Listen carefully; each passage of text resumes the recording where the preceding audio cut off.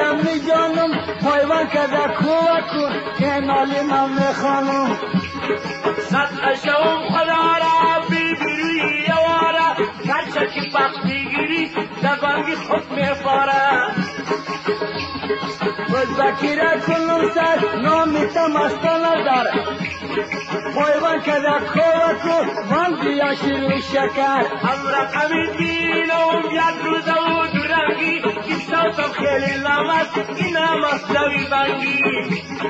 بشارم و توانم نامیتا نمیدانم یک طولم پنجاب بکو چل شب و روز میخوانم با خوب خیالی شایا خوب بلاکت برایا پایوان کده بای بخور صوت خوشم میآیا این استاد تاش قربان دست کار اسوس نمان حیاتم مقرر است یا ساته امتیان ششتی بروی میدان جایی تمتاش فرمان پایوان کده پخ بزن حالی میتم امتیان با تو نگم و نظر من این گاز میدان شیرجنگی چالان شده رفیقا سلطونتان یسونی تایی سبان گردن تا بجوان کچه بلند گرفتم مرا من دیدم ایران من این سازی ما است من این گاز میدان خراب نشوی نظر حرمی لیلا سوس نمان خسرو اگر بخوانم بیرم نمیشد دمام خراب نشوی بنگی بایی تا پخته بابام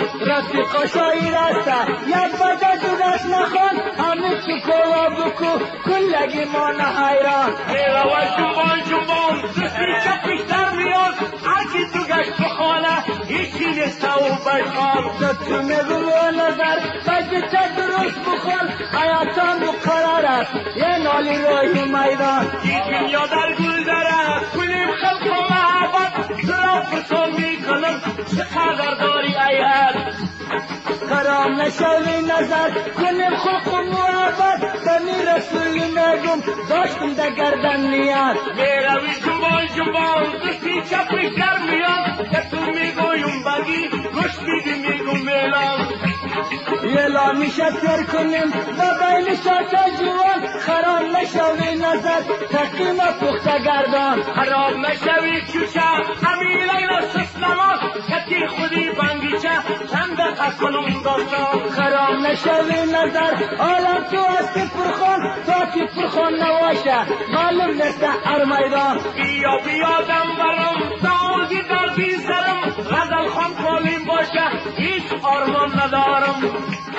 نشینیم بالای گلم نخوانم رقم در دلی من کنگم یک تیکه باری ملم میره و جنبان جنبان کسی چپش در میاد هر جا غزل خان باشه مستم و کجال مارم که تو تواشم ارجانت امتیان ما و تو جور غلطیدم در وارث خیجان اگر درا بگیرم دستم نمیشه تمام خرابی تبر کنم مشهور به افغانستان این ستارم میروه بخر کو بکتاش قرغان خرام نشوی نظر پخته کن اعلان هر دوستی که بیایه سلامش بالی چشمان کسی طرف پر کنیم گوش کنه خورتی کلام تقیم پخته گردان اردی ما هستیم برخان ما که با قوت کنیم خوشحالت شاته جوان یک شب اعلام کنیم همگی اعلام کنن همگی بشنوه رقم جور کلام